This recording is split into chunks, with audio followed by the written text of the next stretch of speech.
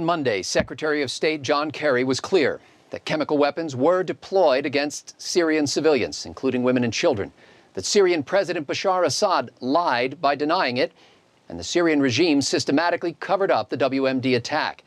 UN inspectors have the evidence. Now what? I'm PJTV's Scott Ott, joined by Bill Whittle and Stephen Green. And gentlemen, here's the Secretary of State on Monday after the UN inspection team visited the site of the alleged chemical weapons attack. What we saw in Syria last week should shock the conscience of the world. It defies any code of morality. Let me be clear. The indiscriminate slaughter of civilians, the killing of women and children and innocent bystanders by chemical weapons is a moral obscenity. By any standard, it is inexcusable, and despite the excuses and equivocations that some have manufactured, it is undeniable.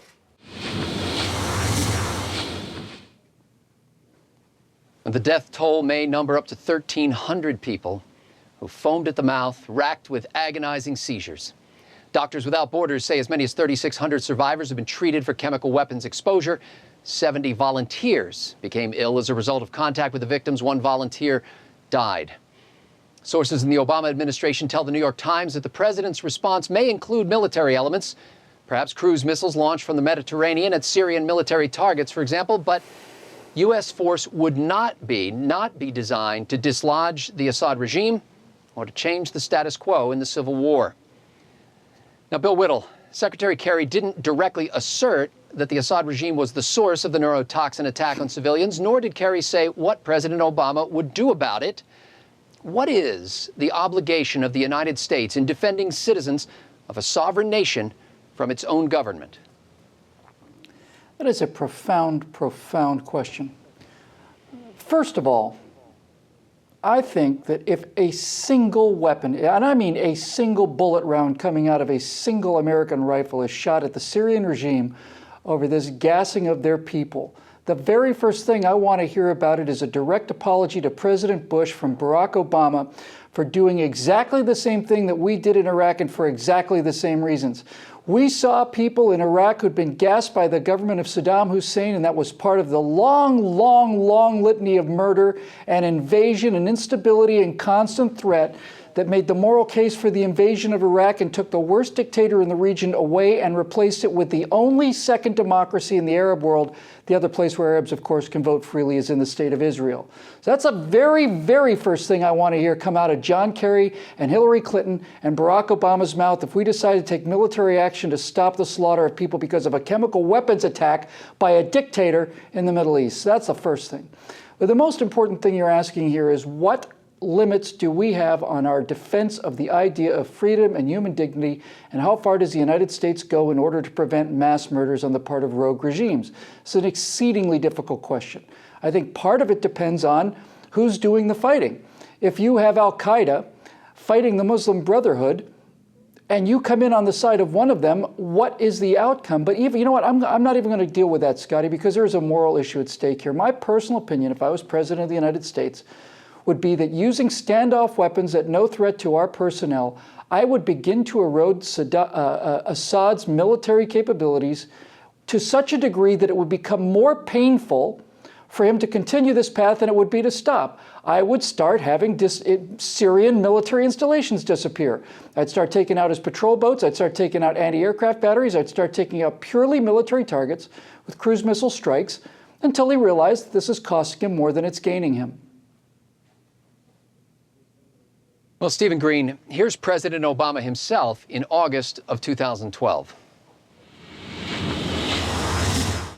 We have been very clear to the Assad regime, but also to other players on the ground, that a red line for us is we start seeing a whole bunch of chemical weapons moving around or being utilized.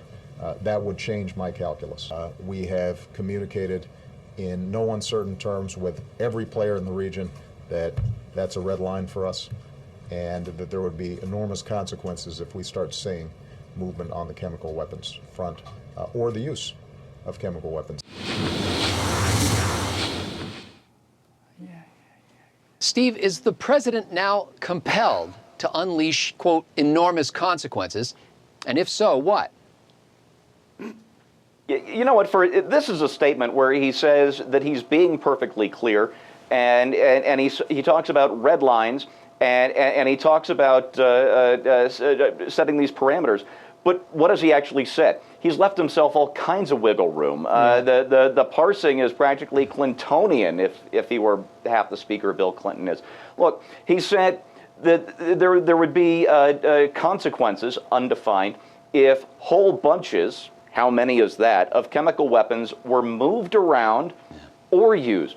This is a meaningless statement. It was meaningless a year ago. It's meaningless now. And this goes back to the whole way President Obama governs. Obamacare is the law, except for the parts that he chooses not to enforce, or that he chooses not to implement, or the delays he chooses.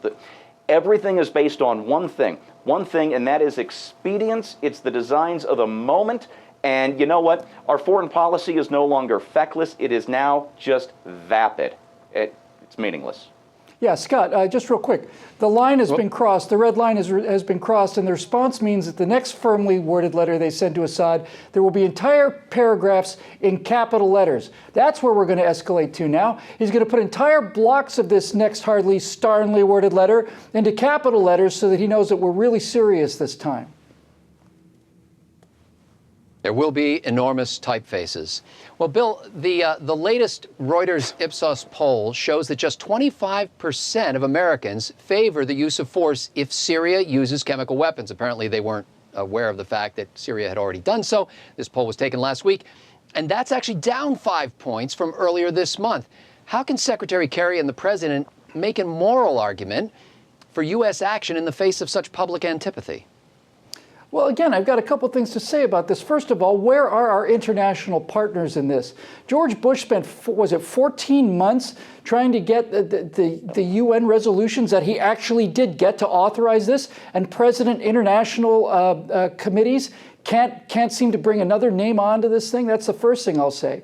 Secondly, I think what we're really seeing when we hear those kind of opinion numbers is a repudiation of what I consider to be the most feckless and stupid part of American foreign policy that I've seen in a long time. It's commonly called the Powell Doctrine, but the best way to put it is you break it, you buy it. What an absurd and ridiculous policy for the United States of America to adopt. I think when you hear that 25% of the American people don't want military action, that means that 25% of the American people don't want boots on the ground and another 4,000 casualties, and I don't either. But you would be amazed at the persuasive power of cruise missile strikes and stealth bomb attacks and stuff that essentially put none of our people at risk in terms of putting some severe damage on this guy. So you really have to ask yourself, do we have a moral obligation to prevent murder, mass murder, if it's within our means? I personally feel that we do, but I also feel that the national interests of the United States are not at stake here, and I'm not willing to risk 4,000 American lives or casualties in order to stop it. There are limits to what I would do, but I would do something. Well, as of now, France, Britain, and Germany have all said sort of go, and Russia and China are indicating no, so we'll see who leads President Obama most effectively. Steve, if President Obama brings a request to the UN Security Council, Syria's ally Russia is almost certain to veto it. How could a multilateralist Barack Obama justify bypassing the will of the global community to take military action without a Security Council sanction? Oh, you know what? He's not going to get anything out of the Security Council for the reasons you just listed. He's not going to get approval from Congress for the poll numbers that you and Bill just discussed, and it doesn't have the will of the American people behind him. So he has no entrance strategy. Forget the exit strategy. He has no entrance strategy. He has not spent any time, any effort, twisting arms, building a coalition, doing any of those things. Now, look, I disagree with Bill on this one. I don't think we have a responsibility here in Syria because we don't have any national interests in Syria. But it's obvious to me that Bill has thought deeply and given a lot of hard thought to where he falls on this issue. I fall on the other side. I'd like to think I've given my side some thought too. It's clear that you can have thoughtful people disagree on what to do about Syria. It is equally clear that this president hasn't given it one damn serious thought at all. Well, in the 2007 book, A Problem from Hell, America in the Age of Genocide, the author said that we have a pattern, and I quote, despite graphic media coverage, American policymakers, journalists, and citizens are extremely slow to muster the imagination needed to reckon with evil. Ahead of the killings, they assume rational actors will not inflict seemingly gratuitous violence. They trust in good faith negotiations and traditional diplomacy. Once the killings start, they assume that civilians who keep their head down will be left alone. They urge ceasefires and donate humanitarian aid. End quote. That author was Samantha Power, who is now our U.S. ambassador to the United Nations. In that same book, Power quotes a U.S. diplomat who in 1994 urged her colleagues to avoid referring to the slaughter in Rwanda as genocide because the U.S. was doing nothing to prevent it and it might hurt Democrats in the upcoming election. That diplomat was Susan Rice, who is now Barack Obama's national security advisor. Rice has since said that if she faced such a crisis again, she would come down on the side of dramatic action, quote, going down in flames if that was required, end quote. In the president's own directive on mass atrocities, Barack Obama said, quote, preventing mass atrocities and genocide is a core national security interest and a core moral responsibility of the United States. Well, there seems little doubt that our commander-in-chief will deploy force in Syria, with or without UN sanction, and without a formal congressional declaration of war.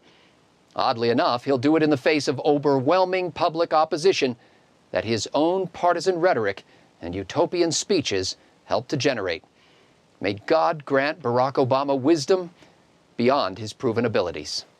For Stephen Green, Bill Whittle, and the entire TRIFECTA crew at PJTV.com, I'm Scott Ott.